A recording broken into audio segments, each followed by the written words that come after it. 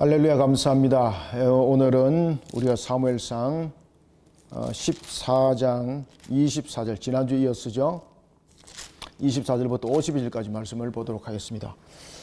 사울과 우리가 이제 본문에 등장하고 있는 그의 아들 요나단, 우리는 이 두 인물을 통해서 하나님께서 우리의 중심과 우리의 생각과 진행과 방향들이 어떻게 가야 되는가를 잘 조명을 해주고 있습니다. 성경은 우리에게 크게 두 가지를 우리에게 말씀해 주고 있습니다. 하나는 구원에 이르는 길을 가르쳐 주고 있고, 그 다음에 두 번째는 우리에게 이 땅의 삶을 살아갈 때에 우리에게 성화 과정 속에서 살아가는 과정들입니다. 특히 이제 성경을 우리에게 주신 것은 믿음이 없는 자들에게 성경이 준 것이 아닙니다. 이 성경은 믿음을 가진 우리들에게 주어진 것입니다. 그러면서 우리에게 조명해 주고 있는 것은 너희들의 신앙은 이와 같은 삶을 통해서 이루어가라 라는 성화 과정에 우리가 어떤 신앙의 여정을 걸어가야 되는가라는 것을 잘 조명해 주고 있습니다. 그래서 우리는 성경에 대해서 우리가 크게 우리를 구원에 이르는 구원의 길을 인도하는 역할을 한다면은, 두 번째는 우리에게 신앙에 관한 부분들을 가르쳐 주고 있는데, 그것이 바로 성화 과정 속에서 우리가 이미 구원받은 자죠, 그죠? 구원자들이 성화 과정 속에서 어떻게 신앙을 해야 되는가를 조명해주고 있기도 합니다. 그래서 우리가 성경을 바라보면서 야, 저 사람이 저랬네 이렇게 평가하면 안 되고요. 이 속에서 나의 모습을 비춰봐야 되는 것이고, 이 속에서 우리가 걸어가야 될 길들을 함께 조명해 볼 필요가 있습니다. 우리가 사울이 처음에 왕이 세워졌을 때에 그의 모습을 보십시오. 하나님께서 주신 말씀대로 그는 하나님 앞에 자신의 신앙을 세워나가는 데 있어서 아주 신앙이 겸손한 자가 되었는데, 이 신앙들이 굳건하게 나가야 됩니다. 그런데 그러하지 못하고 이 신앙이 무엇으로 변하는 겁니까? 자신의 인본적 모습 속에서 가장 변하는 것들이 인본적 모습 속에서 제일 먼저 우리의 신앙은 본질이 변하게 되어 있습니다. 그래서 우리는 신앙의 근본들을 비춰볼 때에 내가 인본적인 신앙인가 아니면은 신본적인 신앙인가 라는 것을 비춰볼 때에 기준이 있어야 되겠죠. 그죠? 항상 기준이 있어야 되겠죠. 이 기준이 무엇이 되어야 되겠습니까? 여러분의 생각과 여러분의 기분과 이런 판단이 돼서는 안 됩니다. 이거는. 이 기준은 바로 무엇인가 하면 모든 신앙의 기준은 하나님의 말씀입니다. 말씀. 그래서 제가 이제 광고 때도 잠깐 말씀드렸는데, 우리가 예배 순서 속에 나와 있는 이 기도 순서도 이것도 굉장히 중요한 여러분 예배의 포맷입니다. 이게 신앙입니다. 신앙. 이 지켜야 되는 거 이게. 그래서 우리가 이런 부분들은 사소하다라고 생각하시면 안 됩니다. 사소한 것이 여러분 전부 다 여러분들 무너뜨리고 우리를 무너뜨리게 하는 요인이 되는 겁니다. 그래서 뭐든지 사소하게 하면 안 돼요, 여러분들요. 신앙은 때로는 굉장히 엄격할 정도로, 정말로 칼날보다도 더 날카로울 정도로 우리의 자신에게 되어볼 수 있어야 되는 것입니다. 그래야지 못하니까 사울이 어떻게 됐습니까? 바로 무너졌다니까요. 오늘 본문에 여러분 봐십시오. 사울이 바로 무너졌죠. 사울이 왜 무너졌겠습니까? 그죠? 이러한 부분에서 신본주의 신앙서에서 기준이 말씀으로 그가 되어보지 못하니까 한순간에 그냥 무너져 버렸습니다. 그러나 그럼에도 불구하고 한 인물이 등장하는데 그가 누구였습니까? 요나단입니다. 요나단. 사울이 하나님을 향한 신앙으로 자신의 근본이 세워지지 못하니까 그의 위치도 추락을 하게 되고, 나중에 백성들한테 낭패를 겪는 일들이 벌어지기 시작합니다. 그러다 보니까 사울의 초점은 늘 무엇인가 하면 능력 있는 왕으로 계속해서 백성들에게 비춰주려고 몸부림을 치는 거예요. 그러니까 자신의 신앙으로서 이길러 나가려고 하는 것이 아니라 자신의 능력이 어떤가를 백성들에게 보여주면서 자꾸 뭔가를 변천시키려고 하다 보니까 계속해서 문제가 터지는 겁니다. 자, 오늘 본문 속에서 나타나고 있는 이 사울의 모습, 그러면서 나중에 이제 아말렉 사건 터지죠. 아말렉 아각 사건 터지죠. 그리고 이제 여타 사건들이 계속해서 이제 터지면서 결국은 그의 왕정 40년의 마지막이 블레셋에서 죽임을 당하는 그러한 하나의 역사 장면들이 펼쳐지고 있습니다. 자, 오늘 우리가 이제 24절을 이제 읽으면서 안의 내용들을 하나하나 보겠습니다. 24절 봅시다. 이날에 이스라엘 백성들이 피곤하였으니. 자, 여러분들 이스라엘 백성들이 왜 피곤했을까요? 이스라엘 백성들이 피곤한 이유가 무엇입니까? 지금 전쟁에서 이기고 있습니다. 그러면 이스라엘 백성들이 피곤한 그 이유는 잘못된 하나의 인본적 모습 속에서 사울의 판단이었습니다. 그죠? 사울의 판단. 인본적 모습 속에서 백성들이 피곤한 거예요, 이게.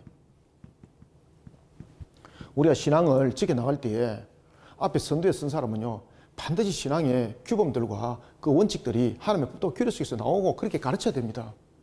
편리 속에서 들어가고 나가고 인속의 편법 생기지고 이 속에서 자기 중심을 잡아 나가려고 하고 그런 인본적 속에서 결국 다 무너지는 거예요. 공동체 모호 안에. 이스라엘 백성들이 지금 블레셋과 전쟁에서 이겼습니다. 그런데 그 이긴 것은 하나님께서 이기게 하는데 누구를 통해서 이기게 하는가 하면 요나단이라는 하나님을 향한 하나님의 신앙이 결국은 성리를 거둔다는 것을 요나단에게 알게 했는데 이 사울이 그러한 속에서 신앙 속에서 일어났던 이 성리를 그가 인본적 모습 속에서 만들어 나가면서 자기의 성리로 자기의 성리, 자신의 능력, 자신의 권위 이런 부분들로 이 문제들을 풀어나가는 것을 우리가 볼 수 있습니다. 여기서 이제 더 큰 문제들이 터지게 되는 겁니다. 이날에 이스라엘 백성들이 피곤하였으니 이는 사울이 백성에게 맹세시켜 경계하여 이르기를 저녁 곧 내가 내 원수에게 보복할 때까지 아무 음식물이든지 먹는 사람은 저주를 받을지어다 하였습니다. 그러므로 모든 백성이 음식물을 맛보지 못하고 자 여러분 어떤 일이 있었을까요? 사울은 분명히 이스라엘 백성들로 하여금 자신이 거느렸던 그 이스라엘 백성들 그 군사들이 2,000인데 다 돌아가고 600명밖에 남지 않았습니다. 그러나 요나단이 소수의 군사들을 이끌고 블레셋을 이기게 되는 거죠. 그렇지만 사울은 그 성리를 자신의 성리로 자신이 왕권으로서 전체 다스림이 되는 것이니까 자신의 성리로서 이 문제들을 이어나가기 위해서 사울이 제일 먼저 하는 일들이 뭔가 하면 자신의 명령에 복종하도록 만드는 겁니다. 그죠? 지금 이 성리를 통해서 하나님께서 우리를 성리하신다라는 것을 사울은 바라보는 신본주의 모습이 아니라 인본주의 모습 속에서 자신의 성리, 자신의 권위를 내세우는 속에 이제 무엇이 중심을 이루게 되는가 하면 명령이 나타납니다. 명령. 이 속에는 신앙이 없습니다. 신앙이 없고 이 명령 속에서는 바로 자기의 성리, 자기의 권위, 이 속의 모습이 나타나는 겁니다. 그러니 백성들 피곤할 수밖에 없는 거예요. 블레셋과 전투를 치르면서 그들이 찢었습니다. 그런데 사울은 어떤 생각을 하는가 하면 지금 이 순간 이때를 놓치게 되면 자신들이 이 전쟁에서 성리를 거둘 수 없다라고 이렇게 판단을 내린 것입니다. 그러면 자신의 성리가 없다. 그러면 자신이 이길 수 있는 기회를 놓쳐버리게 되면 영원히 이것은 떨쳐버리게 된다. 이렇게 판단을 내리게 된 것입니다. 이때에 사울의 명령은 명령이었습니다. 명령. 그때 명령은 블레셋을 물리칠 때까지 먹는 것을 중지시켰고 그들로 하여금 끝까지 그들을 쫓아가도록 만들었습니다. 그런데 우리가 사람은 한계를 가지고 있는 거잖아요.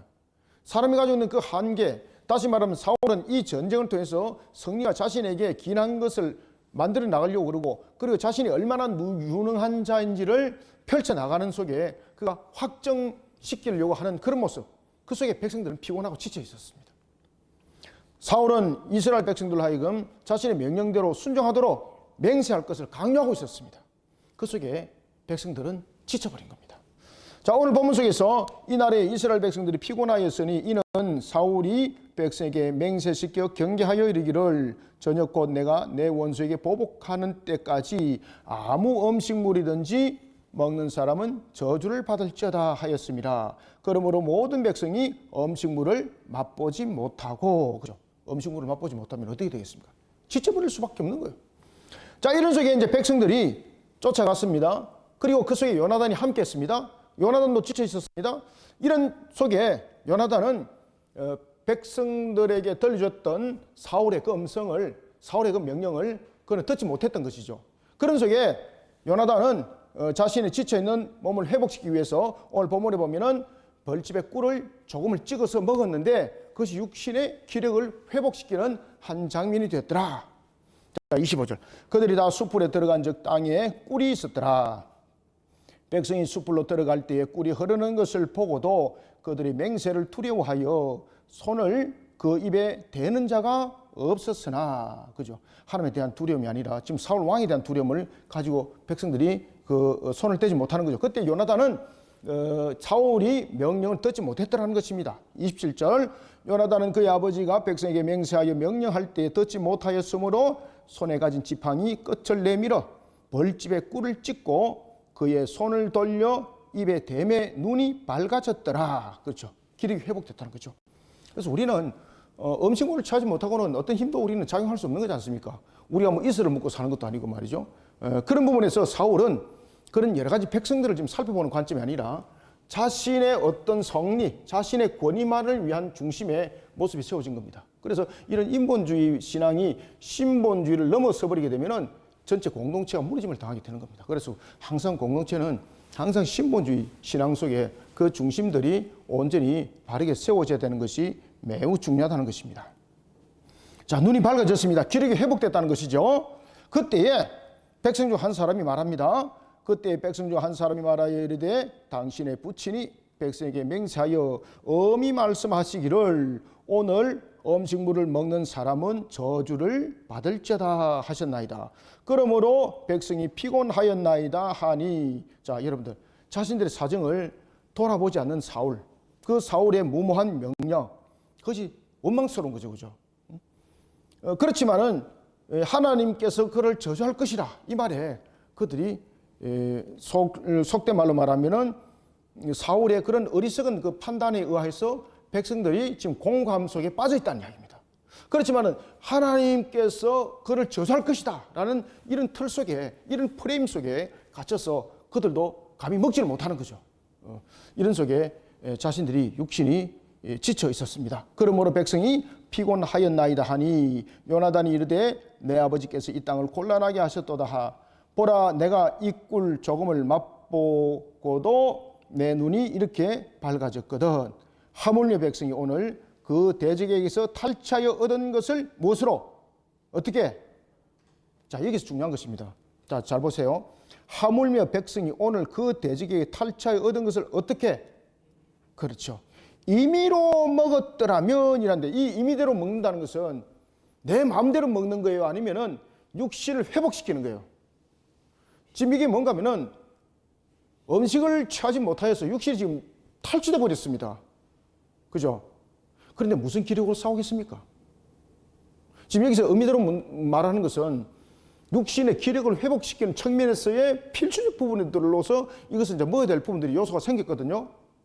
여러분들은 음식물을 안 먹고 아무것도 안 먹고 전쟁터에 나가서 싸울 수 있나요? 그런 능력과 기력이 있습니까, 여러분들이? 우리의 육신은 먹지 않고는 그 기력을 회복시킬 수 없어요. 그래서 마시는 문제, 먹는 문제, 이건 굉장히 중요한 문제죠. 그래서 고대사에 보면은 전투를 치를 때에 우리는 전쟁을 치를 때에 장거리 전투를 치르거든요. 어떨 때는 한 자리 서서 며칠 동안도 싸우고 그럽니다. 그래서 병사들이 전쟁을 치르다가 물을 먹으러 갈 수 없는 거잖아요. 그래서 특히 이제 로마 병사들도 보면은 그런 전쟁의 많은 경험들 통해서 그들의 허리에는 항상 무엇이 있습니까? 우리로 말하면은 수통이 있습니다. 여러분들이 이제 군에 갔다 온 친구들은 잘 알 거예요. 군에 갔다 온 친구는 벨트를 딱 매면요, 항상 벨트 옆에 무엇이 있을까요? 주태 무엇이 있었지?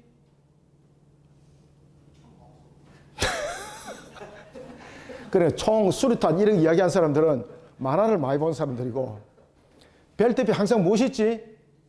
맞아, 수통. 수통이 있어요, 수통. 장거리 간다든지 이러면은, 그 다음에 이제 우리가 행군하지 않습니까? 행군하면 항상 허리춤에 무엇이 있어요? 수통. 아시겠습니까?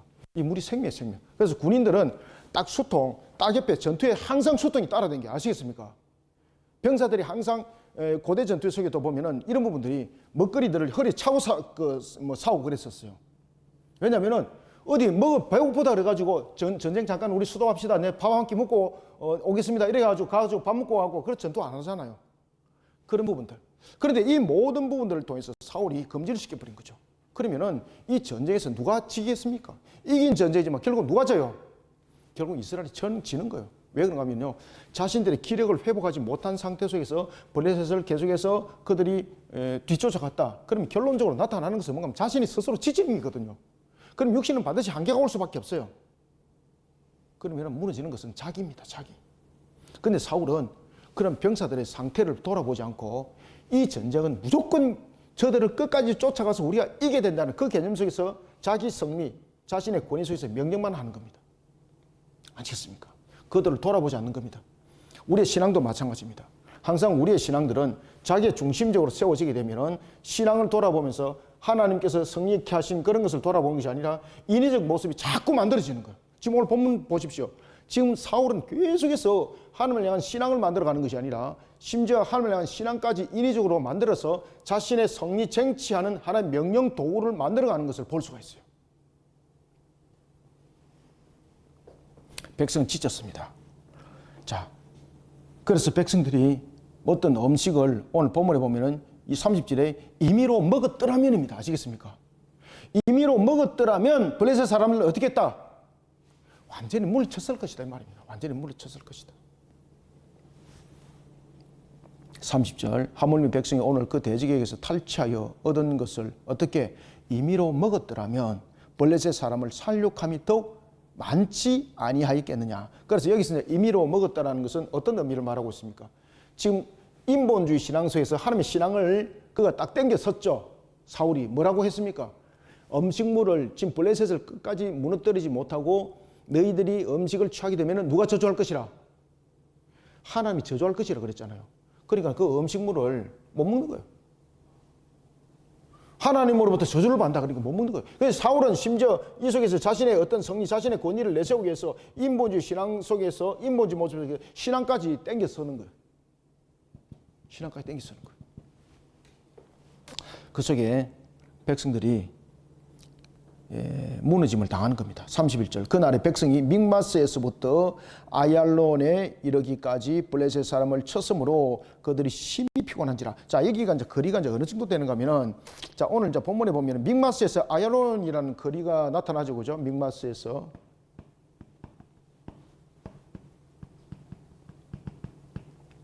여기까지 거리가 한 어느 정도 되겠습니까? 믹마스에서 우리가 이제 본문이 31절에 나타나는 이 아얄론은 이 서쪽으로 이제 가는 쪽 방향이거든요.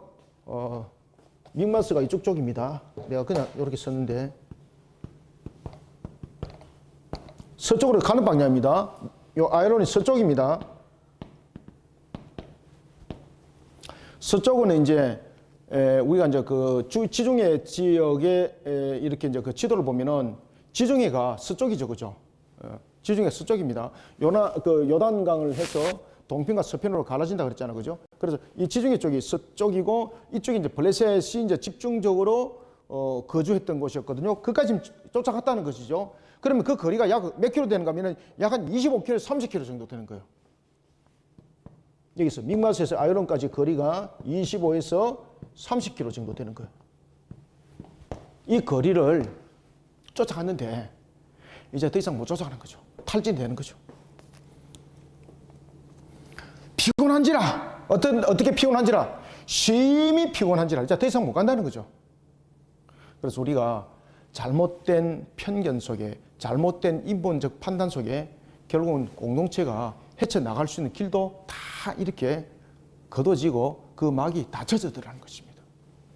그래서 항상 공동체와 그 모든 것들을 이끌어갈 때에 지도자는 항상 신앙의 관점 속에서 그 공동체를 지도할 수 있어야 되는 거예요. 그냥 백성들이 자기 편함대로 자기 마음대로 이렇게 해석하면 안 되는 거예요. 그런 속에 모든 부분들은 능히 쫓아갈 수 있는 것조차도 못 쫓아가는 거예요.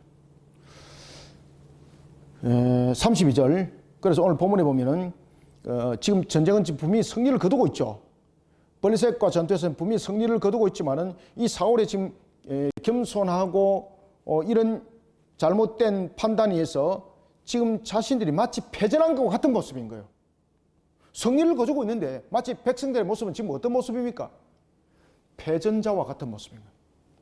그래서 심히 피곤하더라. 자, 이 일들을 통해서 이제 보십시오. 뒤에 백성들이 사울에게 반기를 듭니다. 자, 32절 백성이 이에 탈취한 물건에 달려가서 양과 소와 송아지들을 끌어다가 어떻게 합니까? 그것을 땅에 잡고 피채 먹었더라. 자, 여기서 이제 하나님께서 음식은 우리가 먹을 때에 짐승은 무채 먹지 말라 했습니까? 레위기 보면 그렇죠. 피는 누구라? 생명은 하나님이 주관하십니다. 그래서 어떤 속에도 하나님께서 허락한 짐승도, 정한 짐승도 피째 먹지 마라 그랬어요. 왜냐하면 피는 곧 생명이라. 그 생명이라는 것은 하나님이 모든 생명을 주관하십니다라는 것이 있기 때문에 피째 먹지 마라 그랬어요. 그런데 여기서 사울이 신앙 속에서 견인하지 못하니까 백성들 보십시오. 신앙이고 뭐가 없는 거예요. 마치 야수와 같은 거예요. 야수와 같이. 눈에 보이는 게 없잖아요. 그냥 백성들 피째 먹더라. 33절 무리가 사울에게 전하여 이르되 보소서 백성이 고기를 피째 먹고 여호와께 범죄하였나이다. 사울이 이르되 너희가 믿음 없이 행하였도다. 자, 이게 말이 됩니까? 그죠? 먹으면은 저주받을 것이라고 해놓고 끝까지 쫓아라 놓고 먹지 아니하고 어떻게 기력을 가지고 그들을 물칠 수 있고, 지금 여러분 보시면 아십니다만은 여기에서 믹마스에서 아일론까지 거리가 몇 킬로입니까? 약 한 25km, 30km.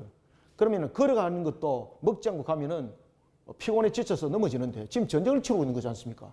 그러면은 최대한도 기력을 다해서 그들과 싸웠습니다. 그런데 이 거리를 25km, 30km로 더 달려갔단 말이죠. 쫓아갔단 말이죠. 이러면은 기력을 두째 먼저 치고 쉽게 말하면 자신들이 오히려 블레셋에 역전당하여서 죽음의 위기에 봉착할 수 있는 겁니다. 이게. 그러니까 그들이 먹지 못하니까 나중에 눈이 돌아버린 거죠. 그러면서 자신들의 탈취한 짐승들을 본 겁니다. 그것을 보면서 그냥 피채 그냥 먹었더라. 사울이 그 소식을 듣고 믿음이 없이 행했도다 그러면서 큰 돌을 가지고 오라 그럽니다. 이제 큰 돌을 내게로 굴려오라 하고, 여러분들 짐승의 피를 땅에 흘려내기 위해서 지금 그 조치를 지금 취하고 있는 거거든요. 지금 짐승을 지금 왜 그 사울이 지금 큰 돌을 가지고 오라고 그러는가 하면은 이 큰 돌이 어떤 역할을 하는가 하면은 이 큰 돌 위에 이제 짐승이 이제 올라가지는 것 아닙니까? 그럼 짐승을 잡으면은 피가 이제 이 바닥으로 이제 흐른다는 것이죠. 그렇게 해서 먹도록 지금 조치를 취하는 것인데, 이미 모든 것들은 하나님의 주신 말씀을 이미 넘어선 단계 속에서 이미 일들은 진행해 나가고 있는 것이죠. 이미 범죄는 저질러지고 난 이후입니다. 이 속에 사울이 이렇게 말합니다. 34절 또 사울이 이르되 너희는 백성 중에 흩어져 다니며 그들에게 이르기를 사람은 각기 소와 양을 이리로 끌어다가 여기서 잡아먹되 피채로 먹어 여호와께 범죄하지 말라 하라 하며, 그 밤에 모든 백성이 각각 자기의 소를 끌어다가 거기서 잡으니라. 자, 여기서 잘 보세요. 지금 사울이 하나님의 성리로서 거두어들인 그 성리에 대해서 하나님께 영광을 돌리고 그런 모습으로 지금 비춰주지 않고, 지금 요나단에 의해서 일어났던 하나님께서 이루어주신 그 성리를 자신의 성리로, 자신의 권위로서 지금 만들어가기 위해서 무엇을 내세웠습니까? 명령을 내세웠죠. 이 명령을 내세울 때에 백성들은 저주라는 이 형들 속에 이 명령에 순종할 수밖에 없었어요. 그죠? 이단들이 여러분들 이런 일들을 많이 하잖아요. 이단들이 보면 대체로 이제 그 그룹 위원으로 사람들 만들 때에 네가 이러이러하면은 저주를 받을 것이다, 이런 부분들을 많이 만들어가는 거지 않습니까? 이러면서 이 저주의 사슬 속에 그 백성들을 묶어버리는 거예요. 이 저주의 사슬 속에서 백성들이 묶어버리니까 백성들이 그 말을 이어갈 수밖에 없는 거죠. 그래서 여기서 순종이라는, 백성들이 순종이 아닙니다. 이 속에서는 그들이 복종할 수밖에 없는 것은, 왜 복종할 수밖에 없는가? 저주를 면하기 위해서. 그런데 이게 한계에 이르다 보니까 나중에 결국은 하나님의 말씀을 오히려 어기는 모습 속에 자신들이 세워집니다. 그뿐만 아니라 하나님의 말씀을 어기는 속에서만 무너지는 것이 아니라 사울은 큰 돌을 취하여서 하나님의 말씀을 어긴 그 말씀을 너희들이 어기게 되면 안 되니까 그 말씀을 지켜야 된다고 말하고 있는데, 이게 바로 뭔가 하면은 일종의 사울이 가지고 있는 이 말은 인과응보 속에서 나타나는 가장 대표적인 모습이기도 합니다.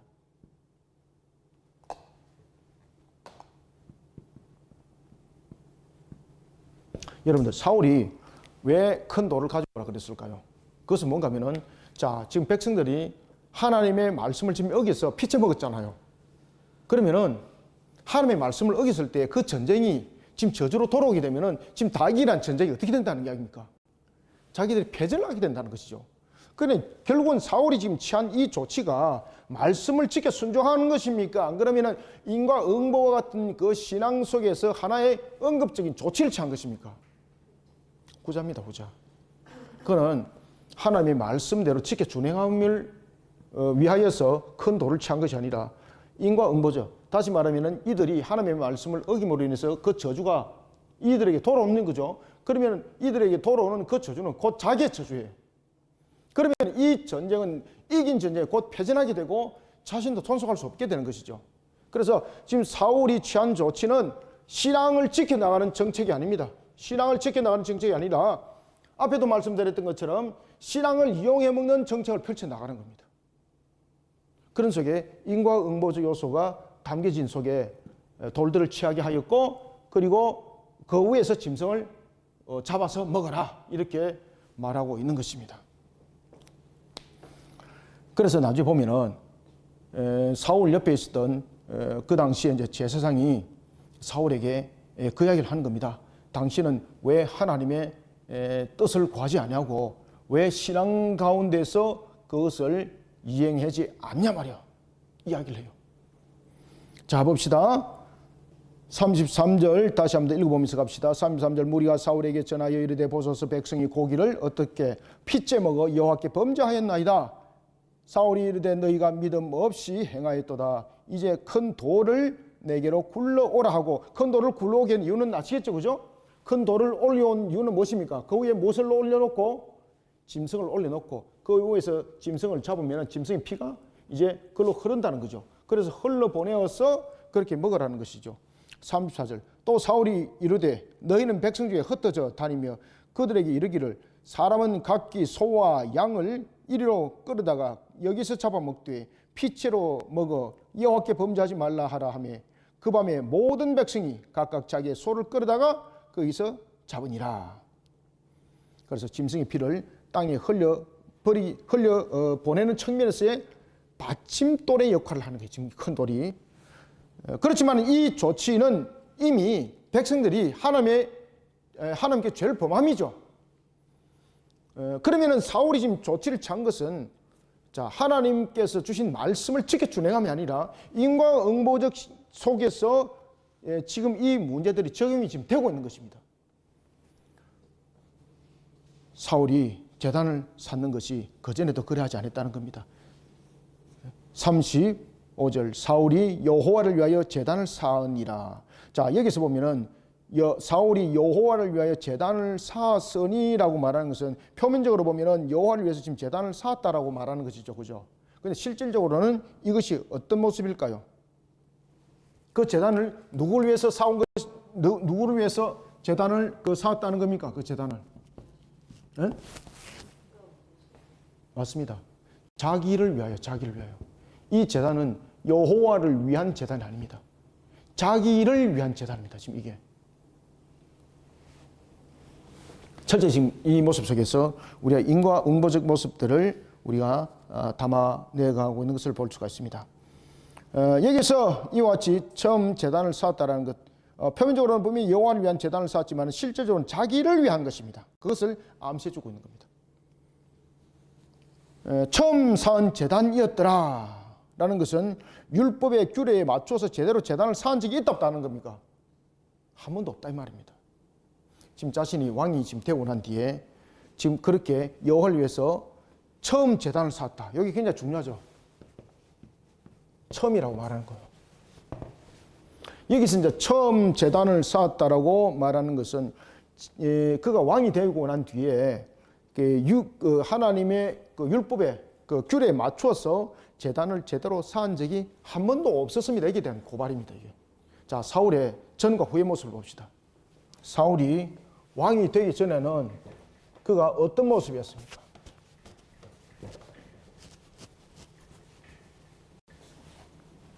자, 사울이 왕이 되기 전과 후의 모습을 여러분 한번 보세요. 사울이 왕이 되기 전의 모습은 하나님의 말씀 속에 그가 절었던 자였지 않습니까? 그죠? 그런데 왕이 되고 난 이후에 보십시오. 그래서 오늘 본문에 보면은 여러분이 별표를 다 치놓으세요. 처음 쌓은 제단이라는 이 표시가 있죠. 그죠? 이게 왕이 되고 난 이후를 설명하고 있습니다. 왕이 되고 난 이후에 처음 쌓은 제단이라고 말합니다. 여기 처음, 여기 핵심입니다. 요 핵심이 무엇을 말하고 있는가 하면은 그가 왕이 되고 난 이후에 하나님의 율법에 맞추어서 제단을 세운 일이 있다 없다? 없다는 뜻입니다. 그러면은 이 제단은 어떤 성격을 가지고 있는가라는 것입니다. 그러면 이 제단은 그가 신앙 속에서 하나님을 바라보면서 백성들을 세워나갔는가라는 겁니다. 그렇지 않다는 것을 이 속에 증거하고 있습니다. 그래서 자기를 위한 제단입니다. 처음 산 제단이었더라. 36절 사울이 이르되 우리가 밤에 블레셋 사람들을 추격하여 동틀 때까지 그들 중에서 탈취하고 한 사람도 남기지 말자. 무리가 이르되 왕의 생각에 좋은 대로 하소서. 자, 여러분들 여기서 왕의 생각에 좋은 대로 하소서라고 할 때에 백성들의 반응은 어떤 의미 속에서 받아들였을까요? 왕의 명령을 어기게 되면은 지금 이 속에서 나타나고 있는 중요한 내용들은 왕이 지금 저주를 선포했죠, 그죠? 저주를 받을 것이다. 저주 선포를 하고 있었죠. 그 다음에 왕으로서의 그 권위가 있는 것이죠. 왕의 권위에 대해서 복종이 이루어지지 못했을 때는 자신들의 신변에도 안전함이 이루어질 수 없는 거죠. 따라서 여기서 왕의 생각에 좋은 대로 하소서라는 것은 어떤 의미를 가지고 있는가 하면은 바로 인간적인 소견에 그들이 동의했을 때에 신앙 속에서 바라보지 않았다는 겁니다. 그냥 사울이 왕으로서의 가하고 있는 그런 위치 속에 그들은 따라갈 수밖에 없는 그런 모습. 그래서 이것은 신앙도 아니고 바로 자신을 위한 자기 중심 속에 세워진 그 권위, 그 명령 속에서 백성들은 순종이 아니고 무엇입니까? 단순하게 그 권위에 지금 복종하고 있는 겁니다. 좋은 대로 하소서 할 때에 제사장이 딱 나타나요. 그래서 제가 말씀드렸던 것이 왜 이것이 신앙의 문제가 아니라고 말하는가 하면은 뒤에 제사장이 지금 하고 있는 이야기를 잘 보십시오. 제사장이 이르되 이리로 와서 하나님께로 나아가사이다 하며 이것은 당시 제사장이었던 아히야, 그죠? 아히야죠. 이 아히야가 보다 안 되니까 왕은 왜 하나님께 뜻을 구하지 않습니까? 지금 분명히 앞에 보면 제단을 쌓았다 그러잖아요. 분명히 제단을 쌓았습니다. 그런데 제사장이 나타나서 하나님께로 나가자고 말하는 거죠. 이거는 무슨 말인가 하면은 왜 왕은 하나님께 뜻을 묻지 않고 자신이 결정합니까? 이 말입니다. 그럼 여기서 35절에서 말하는 처음 쌓은 제단은 무슨 제단이라고요? 자기를 위한 제단입니다. 신앙의 제단이 아닙니다. 그래서 당시 제사장이었던 아히야가 하나님의 뜻을 묻지 않는 사울에게 이 문제를 불신앙 속에서 나가고 있는 이 사울의 태도를 지금 저지하고 있는 겁니다. 사울이 하나님께 묻자오되 내가 블레셋 사람을 추격하리까 주께서 그들을 이스라엘의 손에 넘기시겠나이까 하되 그날에 하나님이 어떻더라? 대답 안 합니다, 여러분들. 그럼 이 속에서 모든 것은 사울의 의지적 결정이라는 겁니다. 의지적 결정. 지금 이 신앙이 아닙니다, 이것은 사울이. 그래서 사울의 왕이 됐을 때 전후를 잘 보셔야 됩니다. 전에는 하나님의 말씀에 아주 겸손한 자였거든요. 그런데 후에는 처음 제단을 쌓았던 부분들, 이런 모든 부분들을 보면 전부 다 자기의 의지적 결정입니다.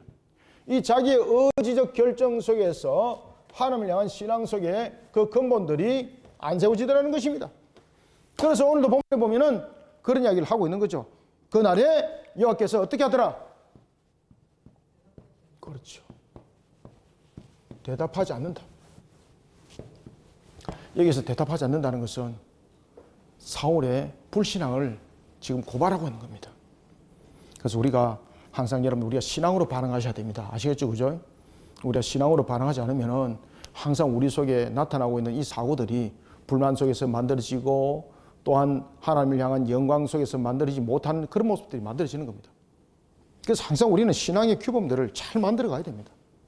신앙의 규범들은 사람의 편리에 의해서 사람의 방법에서 자꾸 들어오면 안 돼요, 여러분들요.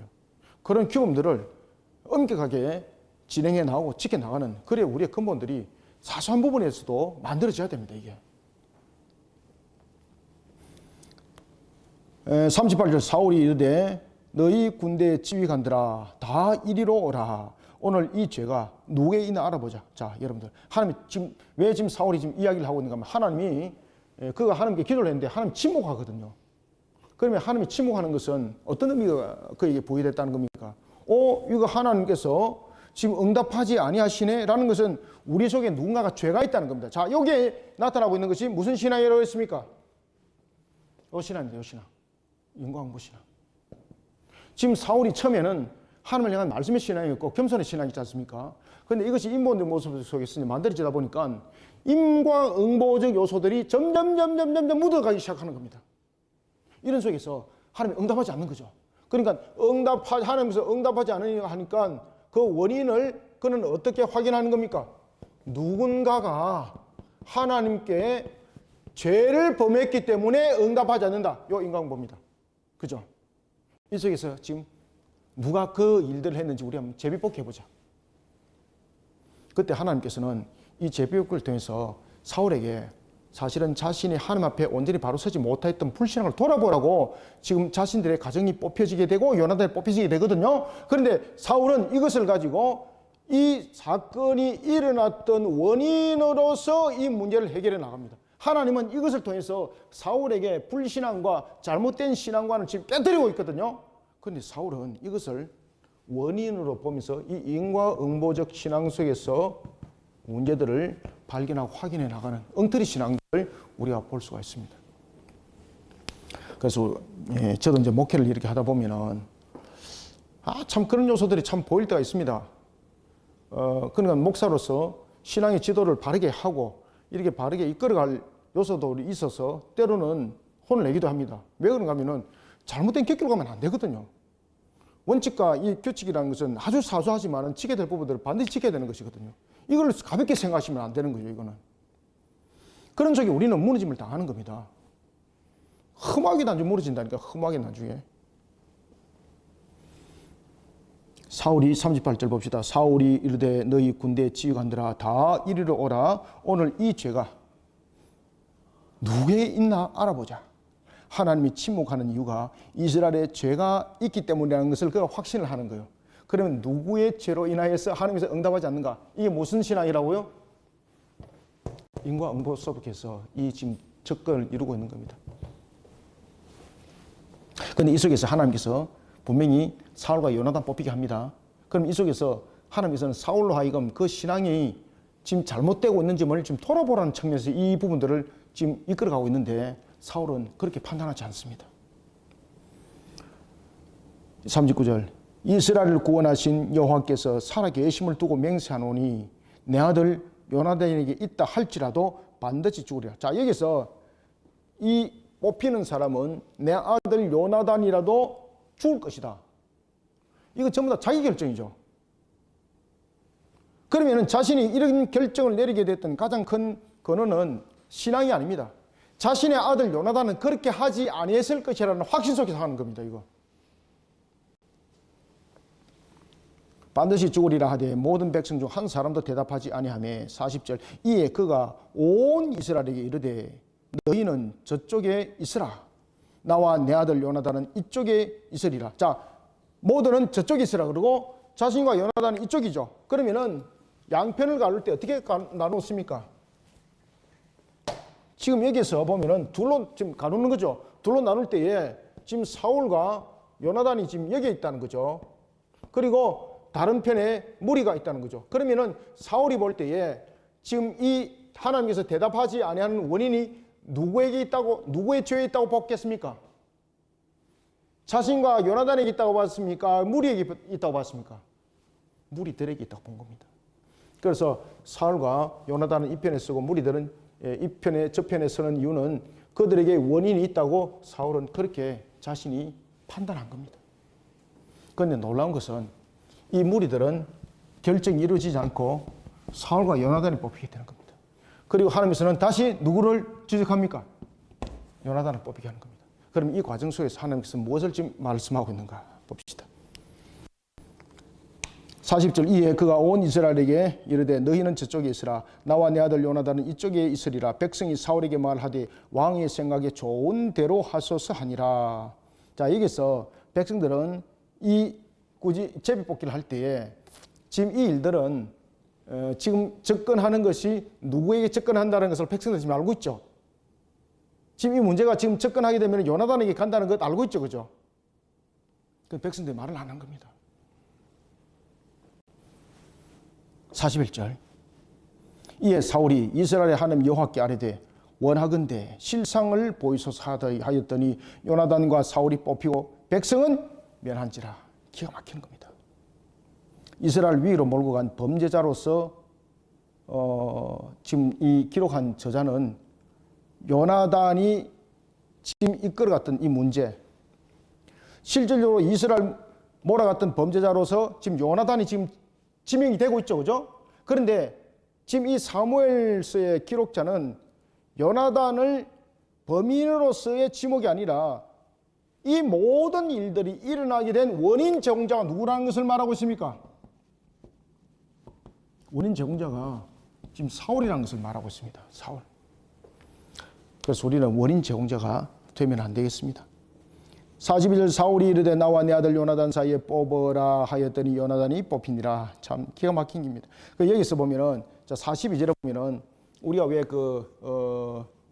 성경을 이제 번역할 때 여러 가지 이제 사본들이 있지 않습니까? 특히 이제 이 구약 성경을 헬라어로 번역했던 70인경이 있습니다. 70인경. 이 70인경은 이 본문들을 어떻게 사본에서 해석하고 있는가 하면은 이렇게 해석하고 있습니다. 백성들이 제비를 뽑았는데 그 제비 뽑은 것 자체를 백성들은 어떻게 했을까요? 반대했다는 뜻입니다. 그래서 이 본문들과는 좀 성격은 다르지만은 오늘 본문에 보면은 사울이 이르되 나와 내 아들 요나단 사이에 뽑으라 하였더니 요나단이 뽑히니라라고 나와 있는데 70인경을 이제 구약 히브리 성경을 헬라 성경으로 번역했던 70인 역본이 있거든요. 이 70인 역본에서는 이 부분들을 어떻게 이제 해석하고 있는가 하면은 백성들이 제비 뽑기 하는 것에 대해서 찬성했을까요? 반대했을까요? 반대합니다, 백성들이. 왜 반대할까요? 요나단이 그 원인이라는 것을 그들은 알았거든요. 그런데 원인 제공자는 사울이거든요. 그런데 이대로 하면 누가 죽습니까? 요나단이 죽는 겁니다. 그래서 70인의 역본에는 보면은 사울의 자기 고집을 지금 굽히지 않았다 이 뜻입니다. 지금 백성들은 지금 42절에 보면은 사울이 이르되 나와 내 아들 요나단 사이에 뽑으라 하였더니라는 것은 어떤 뜻인가 하면은 백성들이 제비뽑기를 만류를 했다는 겁니다. 그런데 사울은 이것을 어떻게 했다고요?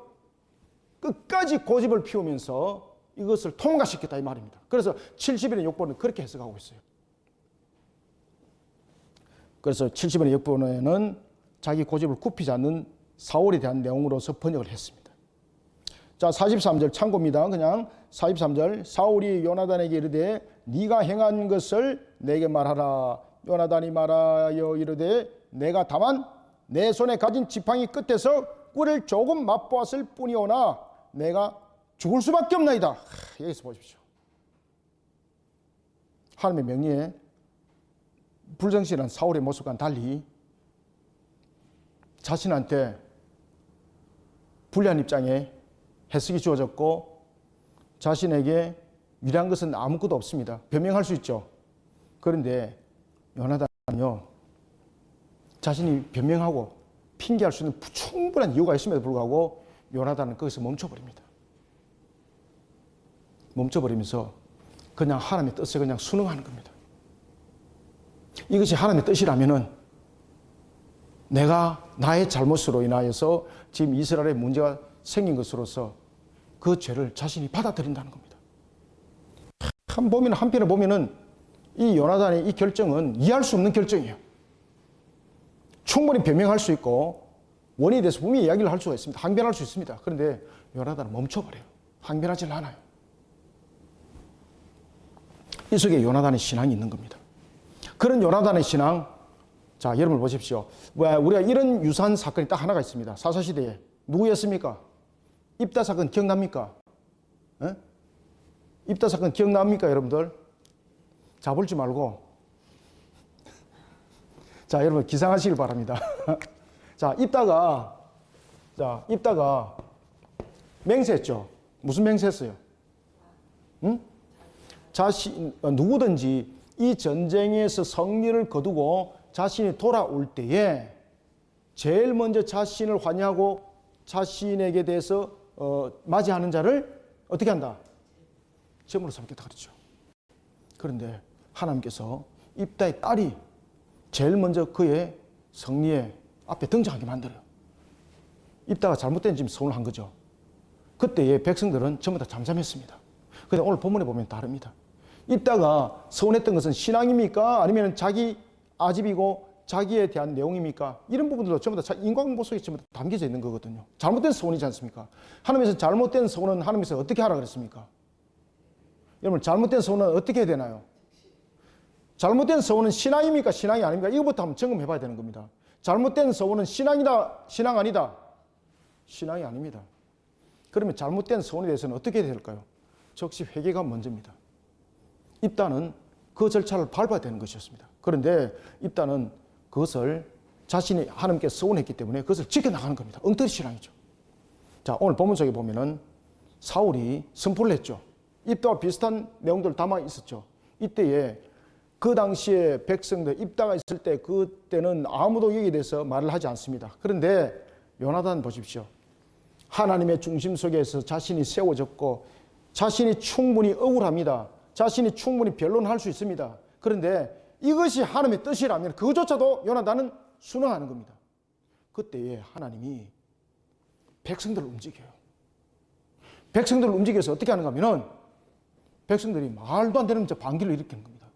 왕이요, 이 제비를 뽑혀서 요나단이 뽑혔는데 만약에 요나단이 이 일로 인해서 죽임을 당한다면은 우리는 왕을 따르지 않겠습니다. 우리는 왕을 따르지 않겠습니다. 이 속에 사울이 넘어지는 겁니다. 아니, 잘 보세요. 자신이 분명히 이것이 신앙이고 신앙의 결정이 맞다면은 어떤 분위기와 어떤 환경에 좌우되면 안 되잖아요. 그런데 앞에 자신이 선포했던 내용들, 하나님이 저주할 것이라 했던 그 내용들, 이 내용들이 오직 하나님의 뜻에 수반된 것이 아니라 자신의 결정, 자신의 생각, 자아적인 모습 속에 전부 나온 거잖아요. 그 속에 백성들이 하나님을 향한 신앙 속에 세워졌던 요나단 본 거죠. 그때 백성들이 요나단 편에 서는 겁니다. 왕은 상상을 초월했습니다. 그때에 백성들이 반기를 일으키니까 백성들의 그 의견에 따라가 버린 겁니다. 그럼 그것이 신앙이냐고 말입니다. 여러분들, 아무리 우리가 어떤 환경 속에서도 만약에 그것이 신앙이라면은 어떤 환경 속에서도 어떤 형편 속에서도 그 반기 속에서는 함께하면 안 되는 거예요. 근데 사울 보십시오. 그 반기를 들은 쪽에 그냥 가는 거잖아요. 그죠? 그러면 사울이 지금 이야기했던 이 모든 과정들은 신앙이다? 신앙이 아니다? 신앙이 아닙니다. 인과응보 속에서 만들어졌던 하나의 모습이었던 것입니다. 자, 보겠습니다. 43절. 사울이 요나단에게 이르되 네가 행한 것을 내게 말하라. 요나단이 말하여 이르되 내가 다만 내 손에 가진 지팡이 끝으로 꿀을 조금 맛보았을 뿐이오나 내가 죽을 수밖에 없나이다. 이라는 것은 어떤 환경 속에서도 어떤 속에서도 변명지 말하는 거예요. 이것이 만약에 하나님 앞에 제가 죄를 범한 것이라면은 난 그것을 어떻게 하겠다? 나는 받아들이겠습니다. 와, 그죠? 이것이 만약에 하나님께 내가 죄를 범한 것이었다면은 내가 하나님께서 명한 것을 내가 어긴 것이라였다면 내 육신은 그것을 필요하여서 비록 먹었지만은 이것이 하나님께서 명한 것을 어겼다면 이것이 신앙 가운데 서지 못한 나의 불신앙의 모습이었다면 나는 그 죄를 받아들이겠습니다. 와, 이런 요나단의 신앙. 하나님께서요, 그 요나단에게 길을 열어주는 거예요. 그러니까 이런 과정을 통해서 하나님께서는 사실은 사울을 깨닫게 하는 것이었거든요. 그런데 사울은 못 깨닫습니다. 44절. 사울이 이르되 요나단아 네가 반드시 죽으리라. 여러분들, 사울은 자신의 명세를 통해서 왜 자신의 아들을 죽을 것이라 말했겠습니까? 자, 여러분들, 우리가 이제 보면은 뒤에서 나타나는데 49절에 보면은 자, 사울은 자녀들이 몇 명 있었을까요? 49절 한번 보세요. 49절 전부 다. 자, 자녀가 몇 남 몇 녀예요? 몇 남 몇 녀? 3남 2녀입니다. 3녀가 아니고 2녀. 3남 2녀를 두었습니다. 그 중에서 사울이 아들 가운데서 요나단이 처음 등장해요. 그래서 요나단이 그 3남 2녀 가운데서 맞이라고 보시면 돼요. 기업을 물을 자죠. 그런 사울, 자신의 맹세를 어긴 아들 요나단을 거리를 둡니다. 그러면서 입다와는 달리 요나단이 그런 위치에 섰을 때 백성들이 반기를 들고 있었는 거죠. 왜 그런가 하면 하나님께서요, 사울에게 깨닫게 하는 거예요. 이 장면을 통해서 백성들을 통해서 사울로 하여금 깨닫게 하는 거지. 45절 백성이 사울에게 말하되 이스라엘의 이 큰 구원을 이룬 요나단이 죽겠나이다. 결단코 그렇지 아니하니다. 여호와의 살아계심을 두고 맹세하옵나니 그의 머리털 하나도 땅에 떨어지지 아니할 것은 그가 오늘 하나님과 동력하였습니다 하여 백성이 요나단을 구원하여 죽지 않게 하니라. 아멘. 이건 무슨 말인가 하면은 사울의 판결에 반기를 들었다는, 와, 충격적 사건이 벌어진 겁니다, 이거. 그런데 사울은 여기에 대해서 아무 소리 못 합니다. 만약에 이것이 여호와를 향한 신앙이었다면 사울은 어떻게 됩니까? 그 백성들조차도 엄히 다스려야 됩니다. 그런데 사울이 이미 자신이 결정했던 것이 자신의 자가적 사고 속에서, 자아 속에서 만들어진 것이거든요. 그러니까 어찌하지를 못하는 겁니다. 47절 사울이 블레셋 사람들 추격하기를 그치고, 이 그치면 안 되잖아요. 사울이 뭐라고 말했습니까? 끝까지 그들을 쫓아가려 했지 않습니까? 왜 그치겠습니까? 그가 하나님의 이름을 걸고 맹세했지만은 그 뜻을 못 이루는 것, 다시 말하면 자신의 그게 의지 없고 그 자신의 자아 속에서 나타났던 모습들인 것이죠. 하나님에서 명함이 지금 아니었던 것이죠. 그러니까 멈춰설 수밖에 없는 거예요. 사울이 블레셋 사람들 추적하기를 거치고 올라가매 블레셋 사람들이 자기 곳으로 돌아가니라. 사울이 이스라엘 왕위에 오른 후에 사방에 있는 모든 대적과 곧 모압과 암몬 자손과 에돔과 소바의 왕들과 블레셋 사람들을 쳤는데 향하는 곳마다 다 이겼고. 자, 여기서 잘 보세요.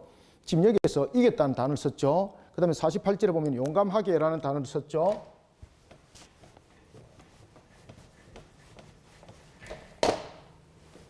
자, 이기게와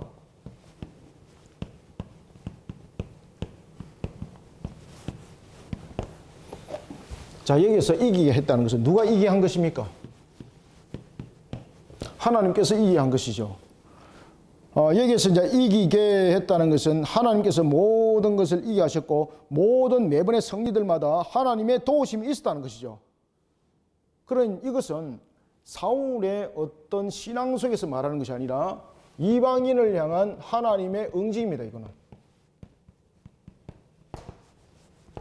그래서 요나단을 통해서 하나님께서는 그 일들을 펼쳐갔던 그 이유가 무엇이었는지를 설명하고 있는 겁니다. 따라서 이 모든 것을 이기게 한 것은 사울의 어떤 능력과 사울의 신앙 속에서 있는 것도 아닙니다. 이것은 요나단이 블레셋을 이기게 했던 것은 이방인을 향한 하나님의 심판이었고 그 응징이었다는 것입니다. 그래서 이 이기게 하시고라는 것은 하나님의 일하심이 하나님의 일하심. 반면에 용감하게라는 것은 무엇을 말하고 있겠습니까? 여기서 48절 보세요. 용감하게 아말렉 사람들을 치고 이스라엘을 그 약탈하는 자들의 손에서 건졌더라. 여기서 용감함이라는 것은 이제 뒤에 나타나는 하나님의 명령을 거역하고 점점 그의 모습들은 어떻게 가고 있다는 겁니까? 사람의 능력과 그 인본적 속에서 그의 힘으로 이겼다, 이렇게 이제 보는 겁니다. 그래서 여기서 용감이라는 것은 인본적 속에서 나타나는 하나의 형태입니다. 여기서 이기게라는 것은 하나의 우리의 신본적 구조 속에서 나타나는 하나님의 일하심을 뜻하고 있는 것이라고 말한다면, 뒤에 나타나는 용감하게는 이제 점점 인본적 모습 속에서 나타나는 모습을 말합니다. 그래서 여기서 용감함이라는 것은 나중에 뒤에 보면은 하나님의 명령을 거역함으로 나타납니다. 사람이 용감하니까 자신의 능력 속에서 나타나니까 하나님의 명령이 앞서기보다는 자신의 뜻과 자신의 판단이 앞섰던 그런 모습 속에서 이제는 결국은 실패하는 모습들로 나타났습니다, 이 말입니다. 용감이라는 것. 따라서 앞에 이기고는 신본적 모습 속에서 하나님의 일하심을 나타낸다면, 뒤에 나타나는 용감이라는 것은 인본적 속에서 결국은 그들이 무너지는 하나의 도구가 됐던 겁니다. 이게 용감하게 아말렉 사람을 치고 이스라엘을 그 약탈하는 자들의 손에서 건졌더라. 사울의 아들은 3남 2녀죠. 요나단, 그 다음에 이스윗, 말기수하요. 그 두 딸의 이름은 무엇입니까? 두 딸의 이름은 일하니, 맏딸의 이름은 멜라비요, 작은 딸의 이름은 다윗과 함께 결혼했던 바로 미갈이었습니다. 미갈이며 50절 사울의 아내의 이름은 아히노아민이 아히마스의 딸이요 그의 군사령관의 이름은 아브넬이니 사울의 숙부 넬의 아들이며 사울의 아버지는 기스요 아브넬의 아버지는 네린이 아벨의 아들이었더라. 마무리합니다.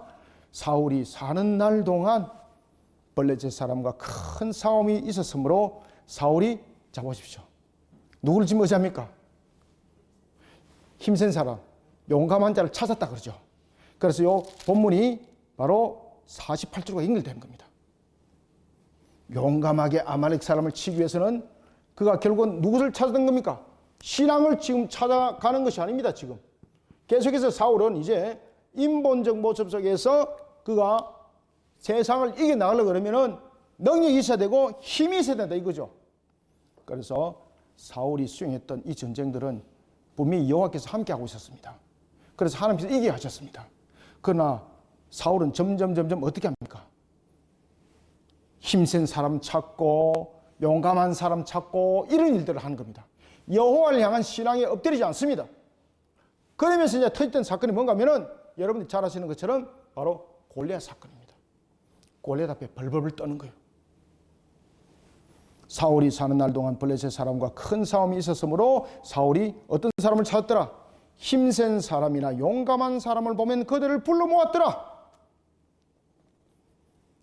사울의 왕권이 하나님의 신앙을 향한 하나님을 향한 신앙에 기초하고 있지 않다는 겁니다. 다시 말하면은 세상의 힘에 의존하고 있고 세상에 가지고 있는 그 능력에 의존하여서 지금 사울이 움직이기 시작했다는 겁니다. 그런 속에 사울은 이제 무너지고 그의 시대는 끝나게 되는 겁니다. 자, 오늘도 우리가 본문 내용이 좀 깁니다만은 여러 가지 상황들을 두 가지 관점에서 비춰봤습니다. 하나는 요나단이라는 하나님을 향한 신앙의 관점, 또 하나는 누굽니까? 사울이라는 인본적 신앙의 관점. 이 속에서 결국은 인본적 모습 속에 세워진 것은 공든 탑이 없더라. 결국은 무너지는 것밖에 없더라. 이 모습이 뒤에서 전개되는 것을 볼 수 있습니다. 항상 우리가 신앙의 근본들을 바르게 세워나가는 저와 여러분들이 다 되시기를 소원합니다. 기도하겠습니다.